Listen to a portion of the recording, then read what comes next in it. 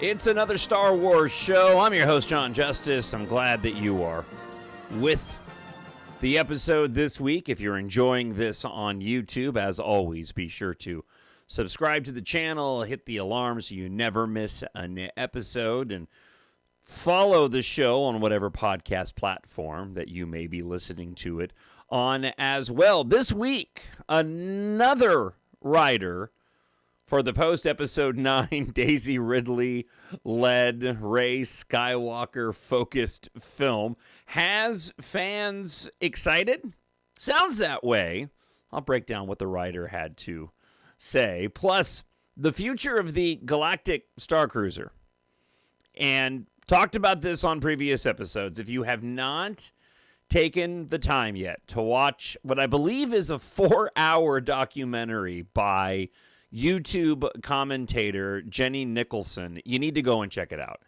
It is a really, really fascinating insight into why this immersive hotel ended up failing in such a spectacular fashion, and we know now what's going to become of the Galactic Starcruiser. So we'll talk about that on the episode as well. Plus, we'll get to your emails, TalkShowNerd@gmail.com, and as always, if you are enjoying this on YouTube, you can leave a comment there. We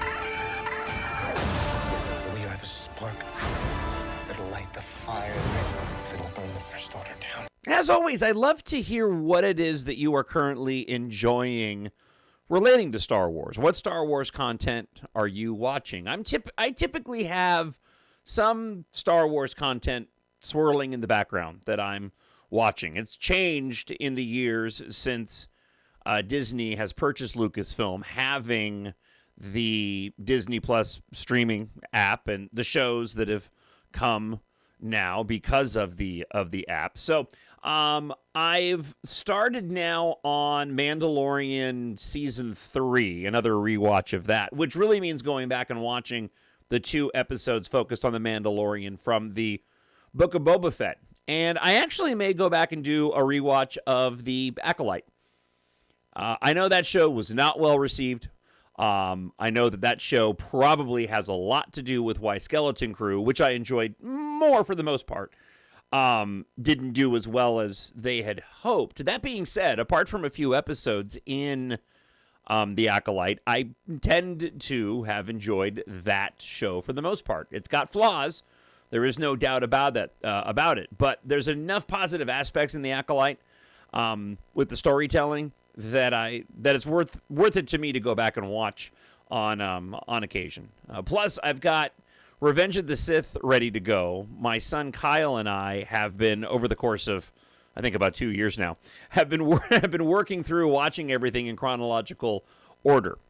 This is just a task that we decided to undertake, and it's kind of gone through its starts and stops. But we did finally finish all of Clone Wars, and now we're moving over to Revenge of the Sith, and excited to get into Rebels and Bad Batch and everything that comes afterwards. And I may personally go and just do a watch of Attack of the Clones. That's a movie that I enjoy quite a bit. And I still remember fondly when Attack of the Clones was released, how many individuals had said that they felt it was a massive improvement on The Phantom Menace. And now, all these years later, Attack of the Clones is looked at as one of the worst Star Wars films, and The Phantom Menace is looked at more fondly. I still really enjoy Attack of the Clones.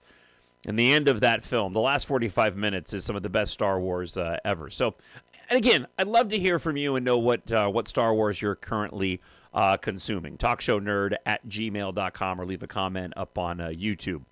So, we know that The Mandalorian and Grogu, this film, is the next one set to be released next year.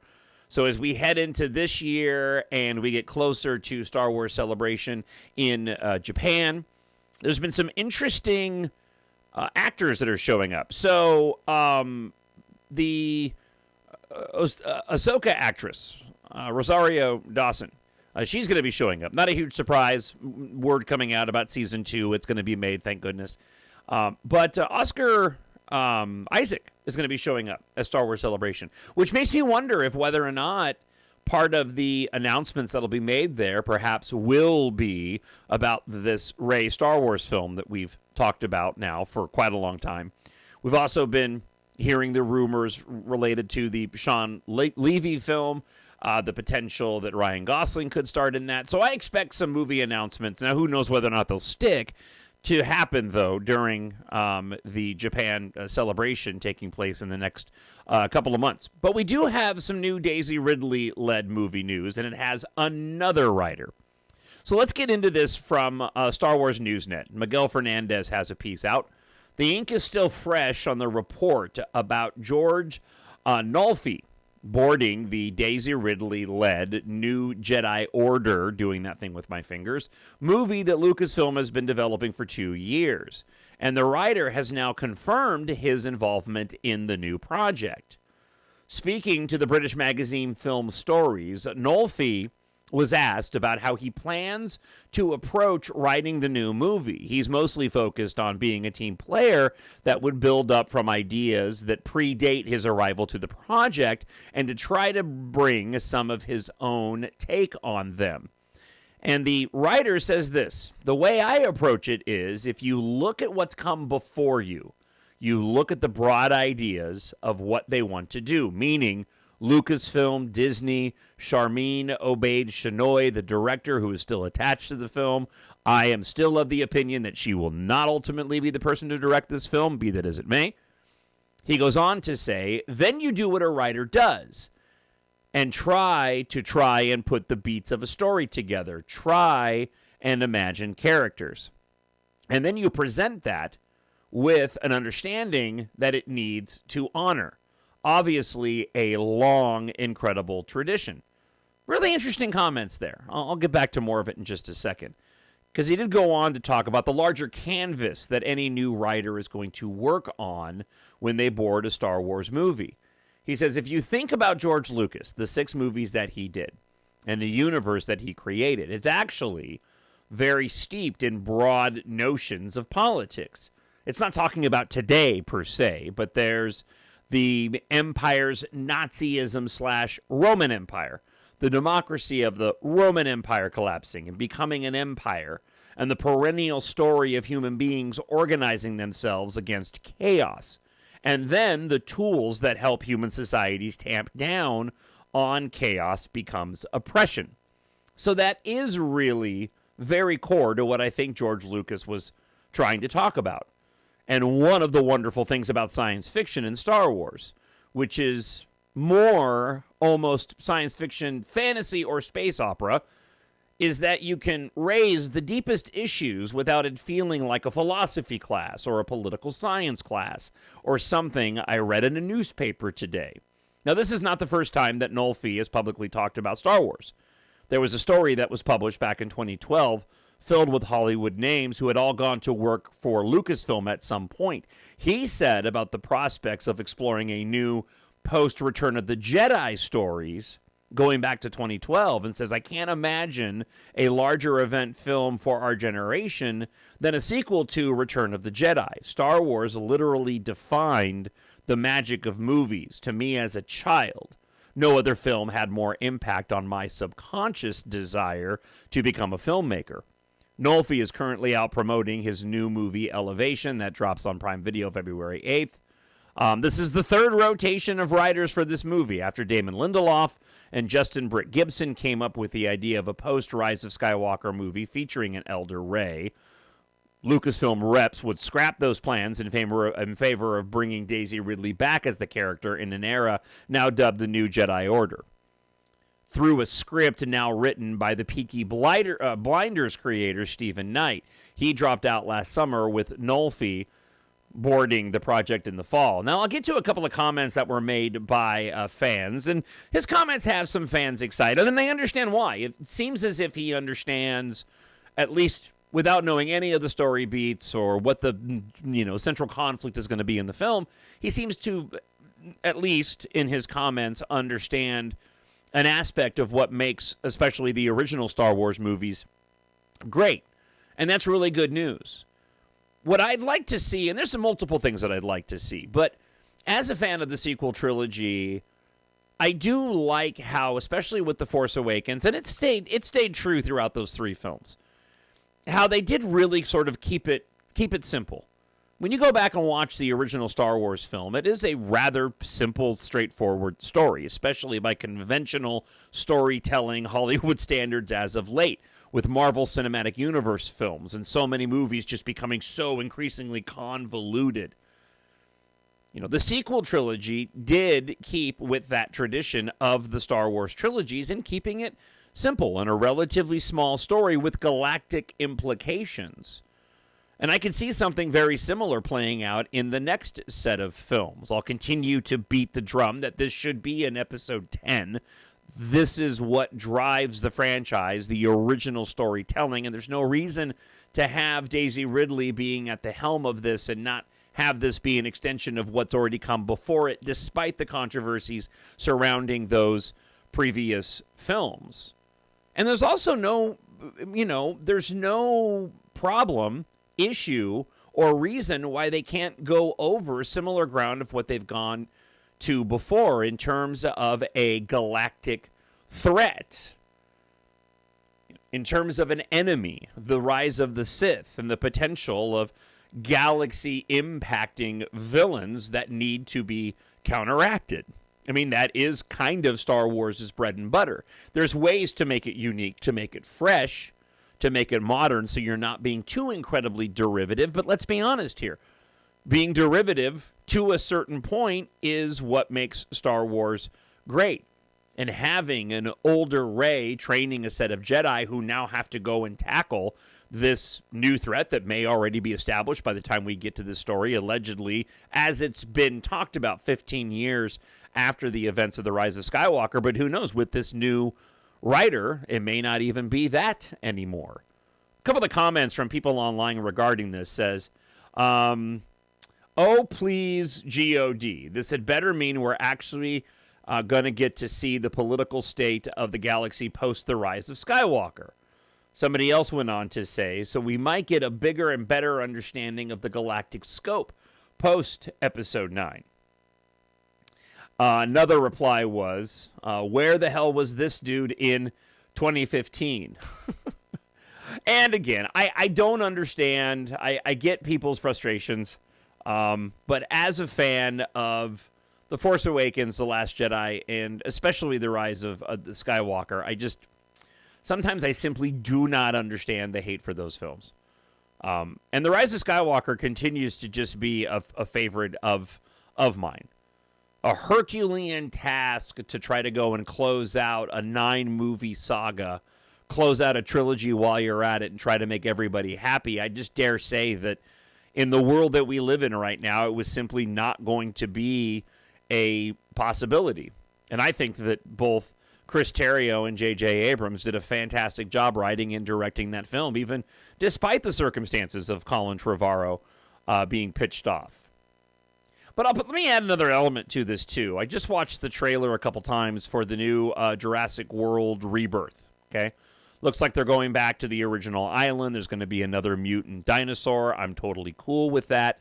But this looks to be, like another restart to the Jurassic Park franchise. And based off of the trailer, a movie directed by Gareth Edwards of Rogue One fame. Now, he wasn't attached in the marketing for it, which I thought was interesting.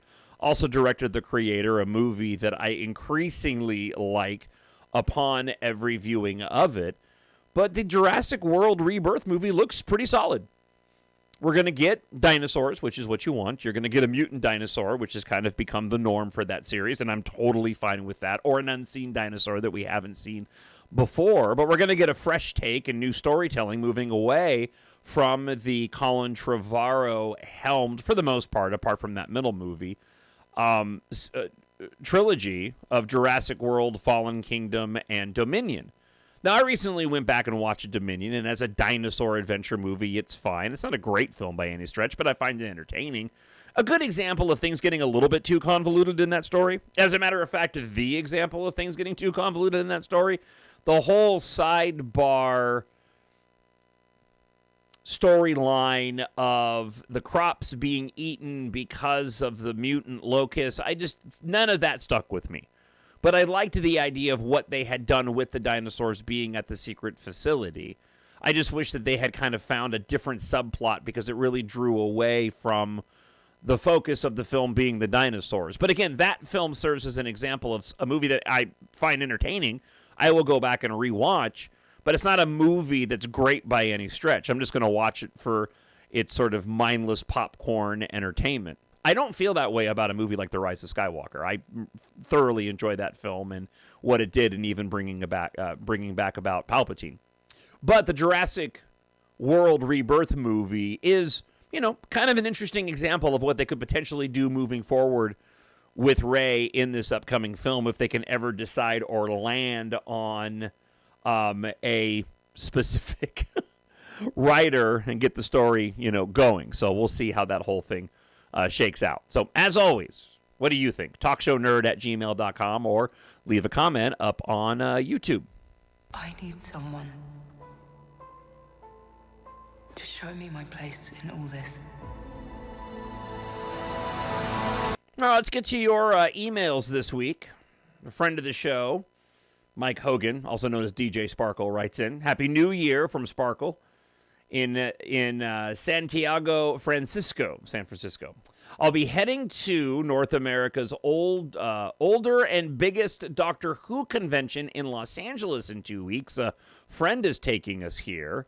I'd never heard of it, but I thought it's worth mentioning on the pod. And what he's talking about is the Scum and Villainy Bar in Los Angeles. And let me finish his email.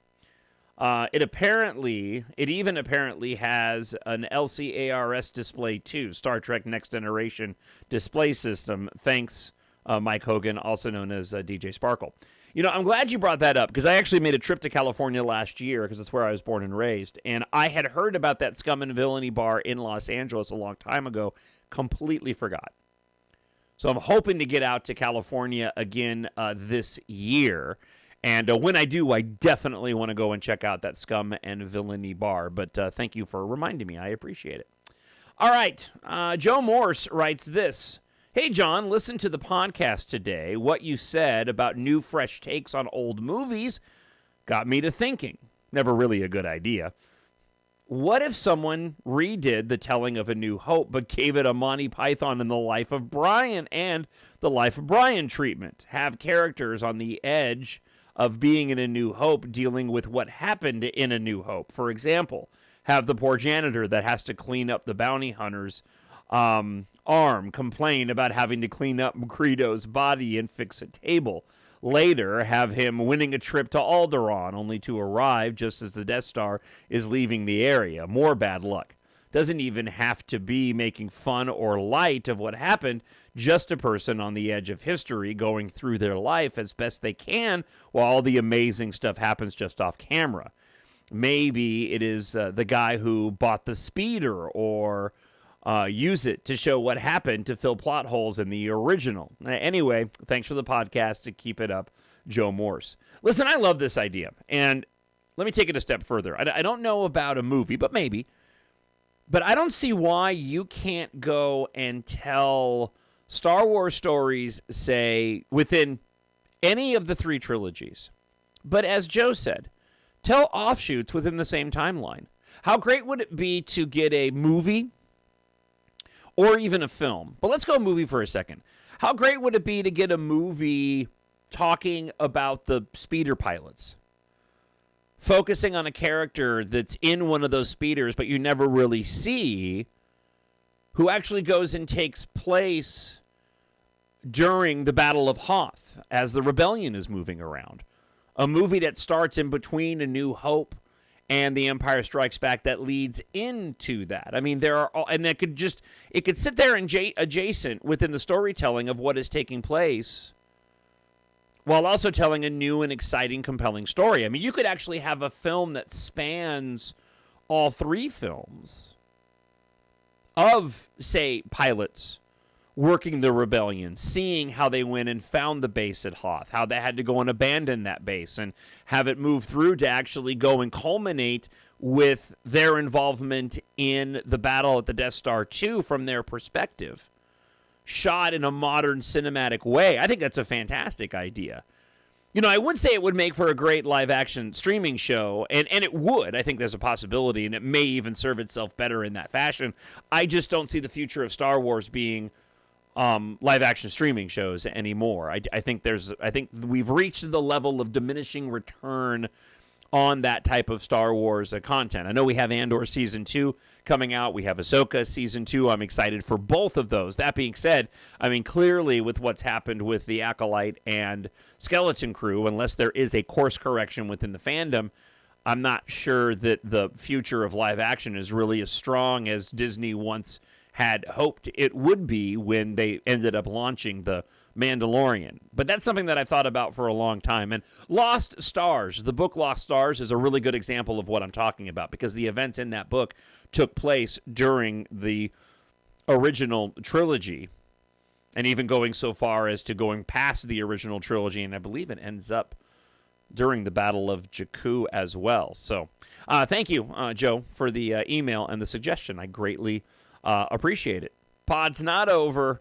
I have one more item to talk about after your emails this week, and that is the Star Wars Galactic Starcruiser. My apologies.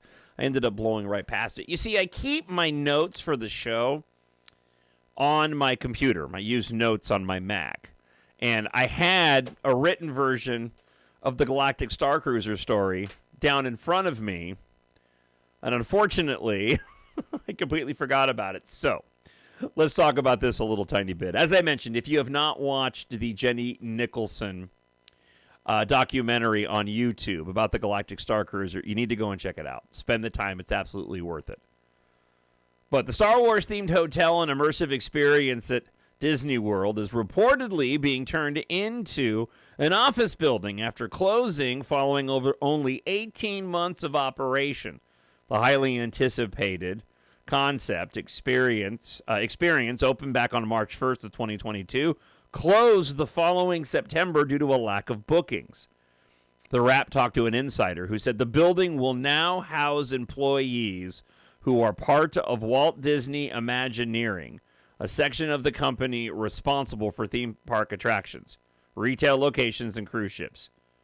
Originally, this was billed as a 2-night immersive experience, with many fans referring to it as the Star Wars Hotel. The Starcruiser guests became part of the storyline, took part in themed meals, bars, entertainment games, and interactive missions. They stayed fully decked out in cabins that looked like they were positioned in outer space. Unfortunately, you watch that documentary by Jenny Nicholson, and you'll see that it was anything but an exciting experience.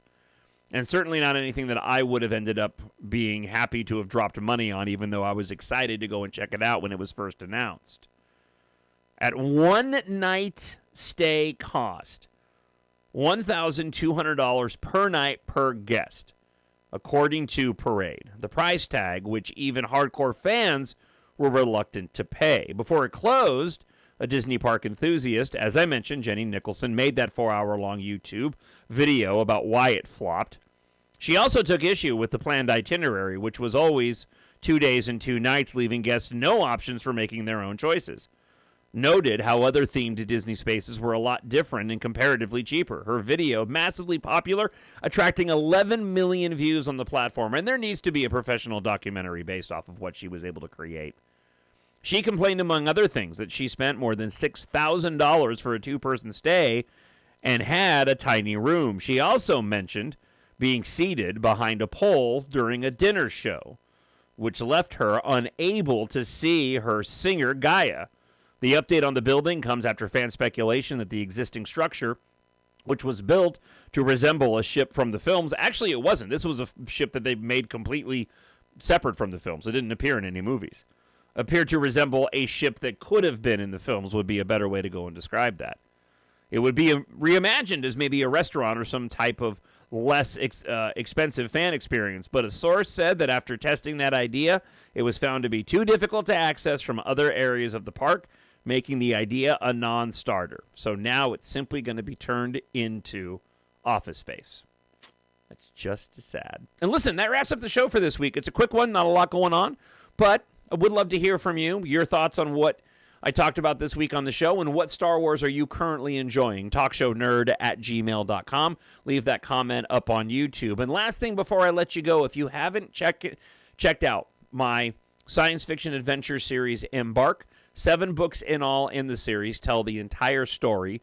First 3 books are its own trilogy. There is a singular story, Corbijn and the Asteroid of Misfortune, that serves as book 4, but also is the link to the next trilogy. What starts off in book 5, The Rocket Queen, Fear the Dangerous Night 6, and Battle Planet book 7. All available in ebook, paperback, Kindle Unlimited, hardcover, and audiobook. A stargazer, a headstrong and gifted pilot, a hardened former military officer, a tech geek, and a ship whisperer.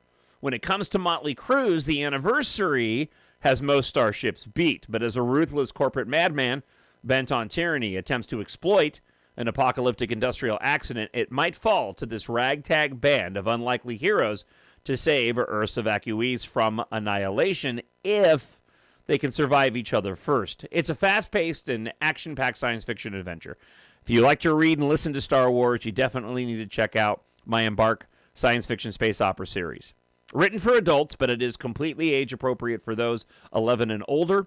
Head on over to Amazon.com and search for EMBARK, E-M-B-A-R-K, and Jon, Jon Justice. Help support the podcast that I do here on my podcast and YouTube channel. Thank you so much for checking out this week's episode. I hope wherever you are, you're happy, you're healthy, you're safe. God bless, and I'll talk to you again next week. Bye. The Force will be with you, always. My nerd.